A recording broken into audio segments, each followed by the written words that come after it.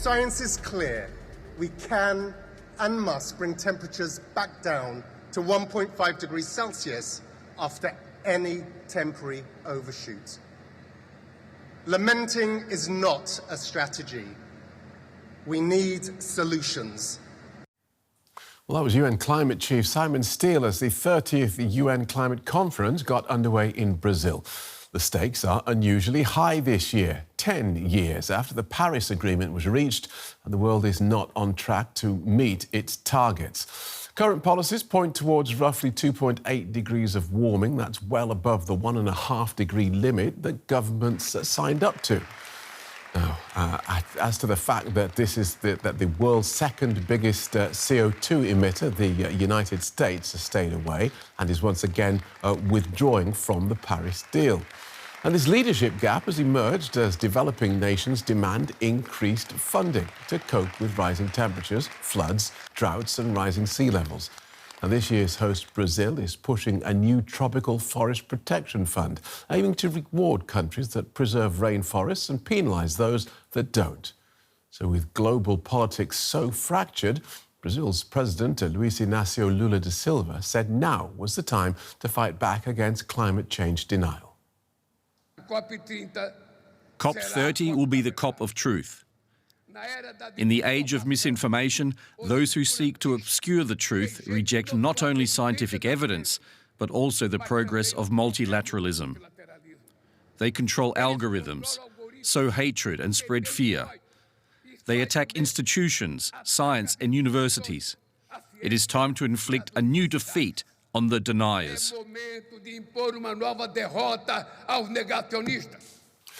Alexandra Scott is senior climate diplomacy expert at the Italian climate change think tank Eccoclimate. Welcome to DW. Why are delegates flying thousands of miles around the world to Brazil for this meeting if the targets aren't being met and emissions are still rising?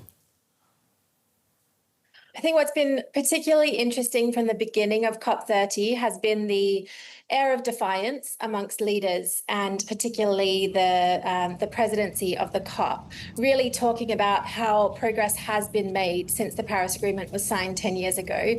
There's a lot of very clear messaging that we're not currently acting fast enough to reduce emissions, but there's also acknowledgement that the latest update to the NDC synthesis report that tallies what countries' latest climate plans add up to shows that there will now be at least a 12% reduction on 2019 levels by 2035 in terms of global greenhouse gas emissions, which was not anything near what we were predicting a few years ago. So countries are here to decide how they're going to recognise that progress, but also how they're going to work together, despite where there might be some pushback from big countries like the US, where countries who are turning up here are going to work together to accelerate climate action so that we can close the gaps to the emission reductions needed to really prevent the worst climate impacts. So did you say a 20% reduction? Because everything that I've been reading tells me that emissions are... reduction. I beg your pardon, a 12% reduction.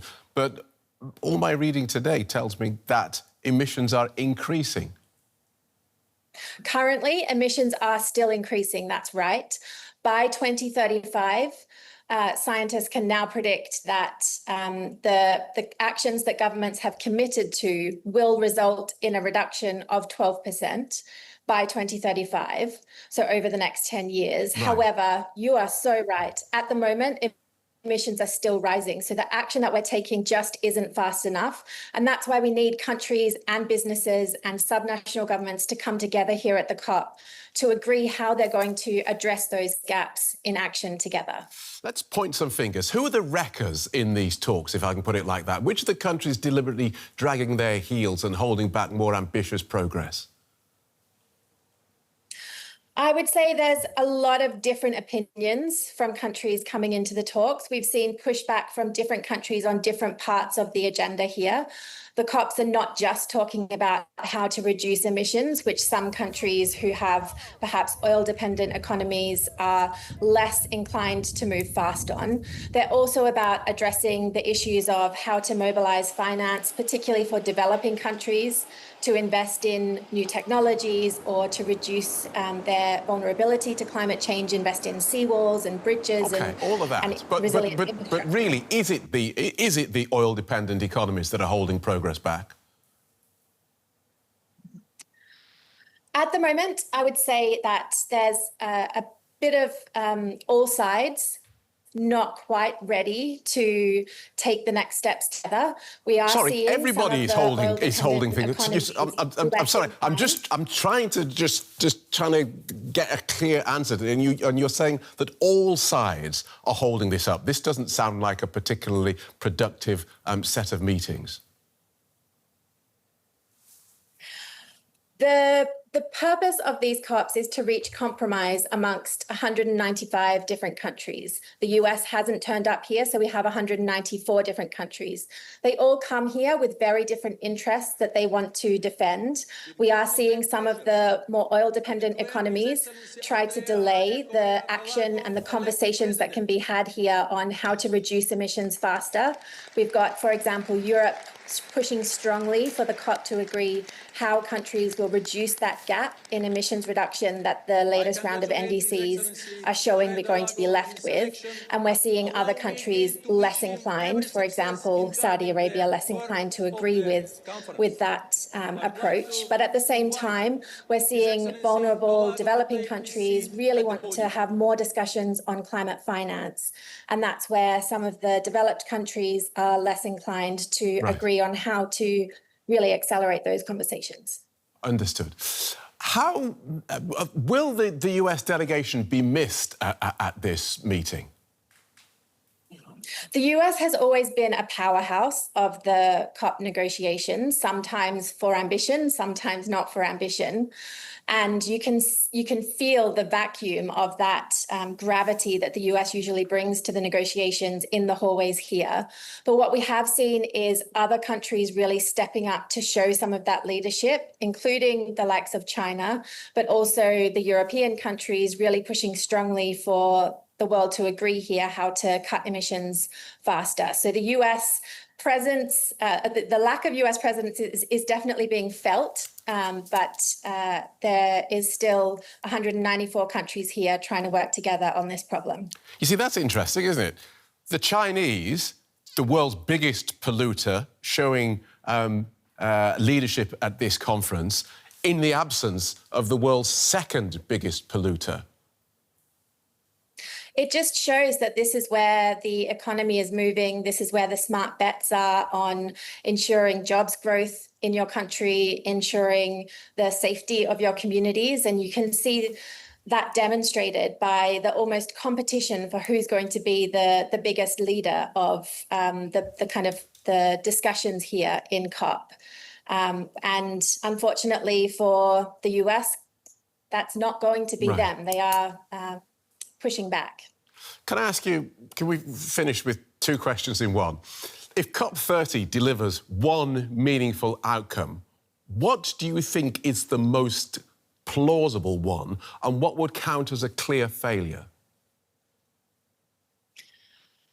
We've seen a strong push from President Lula of Brazil for this COP to agree, for example, a roadmap on how to transition away from fossil fuels and a roadmap on how to end deforestation. Those are strong pushes that we're seeing coming from the presidency, and there's a good chance that countries could still come together and agree something like that out of COP30. If there is no response to the gap in emissions reduction that the current NDCs leave us with coming out of COP30, that would be a disappointing waste of the opportunity of having all those countries and all those businesses who want to drive more action, all those subnational governments who want to drive more action on the ground here in Belém. Thank you for talking us through that, Alexandra. Alexandra Scott from Eccoclimate. Thank you. Lisa Schipper is a professor of development geography at Bonn University here in Germany. She studies the links between climate change and human development, including how communities can adapt to extreme weather. Well, welcome to DW, Professor. Let's start with those developing countries most affected. They often say they are paying the price for a crisis they didn't cause. What would a fairer system for adaptation funding look like? Yeah, I mean, the Climate Convention at its roots, it started about reducing emissions, but also compensation for the impacts to those countries in the global south that are the most affected. So it is kind of a core tenet in the convention. Now, fast forward, we have so many climate impacts that we really need to think about adaptation. And one of the big discussions at every single COP is how much funding is going to be available for adaptation. And I think that this COP, although the last COP was dubbed the Finance COP, this COP is dubbed in some circles the Adaptation COP. And the idea here is that trying to move forward on adaptation to actually get some clear indicators so that we can see what is funding, is adaptation funding working, but also, I think, increased commitment for increased funding on adaptation. Tell us about, boggle our minds, tell us about the sums involved and what this money is supposed to be used for, for adaptation. So at COP29, there was an agreement that developed countries would give developing countries 300 billion a year. 300 billion a year for climate finance. And this, is just for everything, not just adaptation. It's also for mitigation. If you look at the latest report, the latest adaptation gap report, you see that just for adaptation, it's estimated that developing countries need an annual amount of about $310 to $365 billion by 2035, which is about 12 to 14 times as much as the current finance. But actually, developing countries are demanding 1.3 trillion, so a far larger sum, which I think probably won't even that be enough because it requires fundamental transformation of systems, which is going to cost a lot more. I mean, they could ask for 10 times that. From previous records, they're not going to get it. Doesn't matter how much they ask for, the money just isn't forthcoming.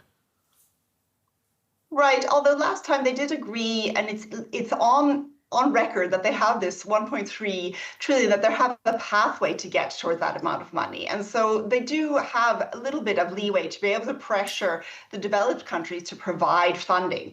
Yes, you're right, maybe that funding won't show up, but they do have this mechanism to ask for the money and to put more pressure.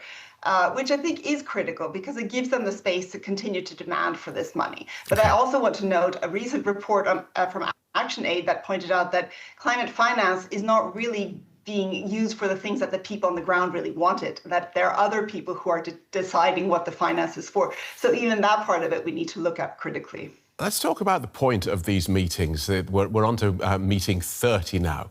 The Paris Agreement, that was hailed as a milestone in the fight against climate change. 10 years since Paris, that goal of keeping climate warming to below 1.5 degrees of our pre-industrial levels, we've missed that. So why are we still having these meetings? We're still having these meetings because at the end of the day, it's the only place where we can discuss these issues. And I think that, we're not going to give up, even if it's, at 1.51, 1.52. We can't give up. There's too much at stake. It's thousands and millions of people whose lives would be lost. And I think that, so that's one of the reasons why we keep meeting.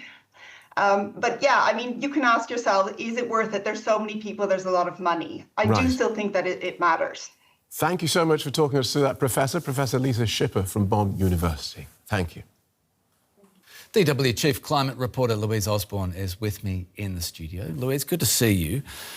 This is the 30th COP Climate Summit. What's on the table? What are the main points this time around? So usually at other COPs, there has been kind of a headline decision that comes out, like finance last year in Baku. This time, there's nothing like that. The Brazilians have called this a COP of implementation. The idea is to take some of the big decisions that have been made in past years and try to hammer out a little bit how they're going to be done. I mean, for example, 2 years ago, countries agreed to transition away from fossil fuels, and very little action has been taken in that direction since then, or not enough anyway. And so one of the things they'll be talking about this year is a roadmap to end fossil fuels and see whether they can come forward with negotiations on that, although there are countries who are obviously against just abandoning fossil fuels, some of the big Gulf states, for example. Another big topic is going to be adaptation. So this is the way that countries deal with the impacts of climate change and extreme weather that they are seeing. It's clear that there is a lot more money needed to go towards adaptation. So far, it's around 26 billion or so. There's a need for more than 300 billion. And they're also sorting out some criteria for support when it comes to dealing with those issues. Yeah, one comment before this began, the Brazilian diplomat in charge of the COP30 conference says rich countries have lost their enthusiasm for combating the climate crisis. Why does he say that? I mean, many have talked about like the geopolitical headwinds facing this conference. I think a lot of that is in referral to the US. We've seen a huge amount of rollback domestically and internationally in terms of what they are doing to tackle climate change. I mean, President Trump himself has called climate change a con job. So some of it is to do with that. But there are also economic issues facing countries all over the world. We've seen infighting even in the EU about how to tackle climate change, delaying some important decisions about how and when to reduce fossil fuel consumption. And so he's talking about those kinds of issues. We're actually seeing more leadership at the moment from the South, from China, for example, which is looking to reduce its fossil fuel emissions, but also is making heavy investments in renewable energy. Just before we go, Antonio Guterres admitted the world has failed in reaching its goal of limiting global warming to 1.5 degrees. Does this mean negotiations are a little in vain? Should we have hope? Absolutely not in vain. I mean, it is likely that we are going to overshoot the 1.5. Scientists have said that. We're already at 1.3 to 1.4 degrees Celsius above pre-industrial levels. But there is a way to come back if there is a rapid move away from fossil fuels. Also, every 0.1 degree counts. So we're already seeing extreme weather results now. They are going to get so much worse the higher the temperature goes. So the more we can limit it, the better. And so it's up to governments not to give up on that and to keep moving forward and trying to find a way to deal with climate change. Interesting times, to say the least. DW Chief Climate Reporter Louise Osborne, good to see you. Thanks.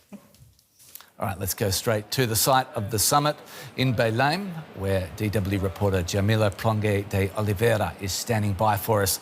Djamilia, many promises have been made at previous climate summits. COP30 is now meant to focus on delivering on those promises. What does that mean in practical terms? This COP has been dubbed as the COP of implementation, and regarding the fact that the past decade has been the hottest in history, implementation is really necessary. But what does this mean practically? This COP, in this COP, the nations will update their national climate action plans, the so-called NDCs. These are the plans where they formulate their goals, their targets, and how they want to reach them. And this year they are supposed to be more ambitious than previous years, but there is a catch.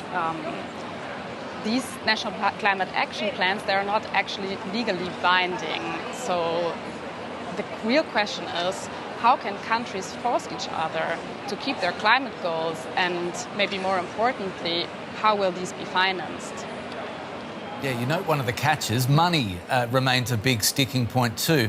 How much is needed for urgent climate action, and how likely is it that COP30 can secure that money that's needed? Global South countries have said that they would need trillions of dollars to keep their climate goals in the coming years. Now, the COP presidency has already set out a pretty clear target. They want to mobilize 1.3 trillion US dollars per year until 2035, a very ambitious goal.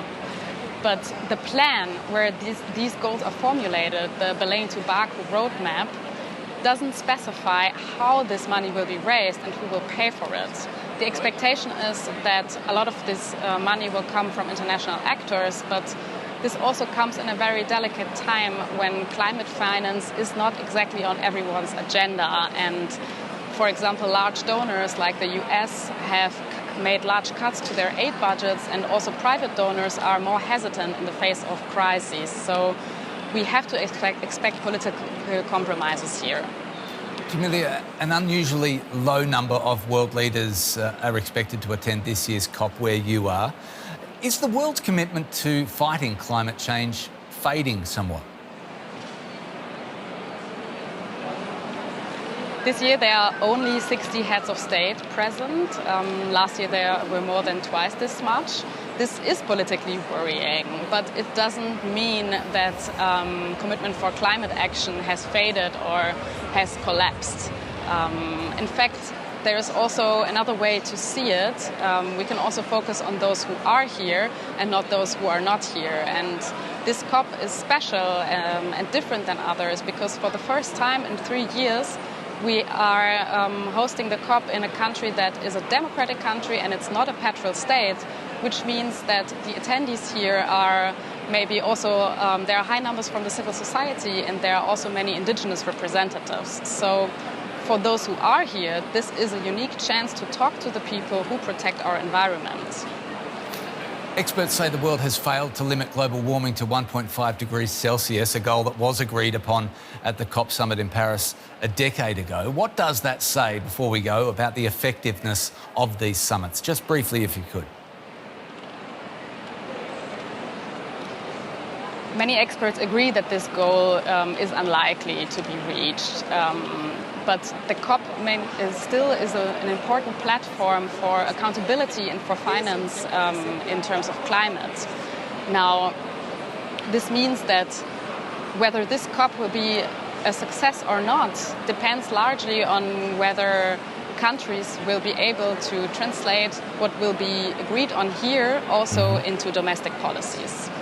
DW reporter Djamilia Prange de Oliveira joining us from the Brazilian city of Belém. Thanks so much.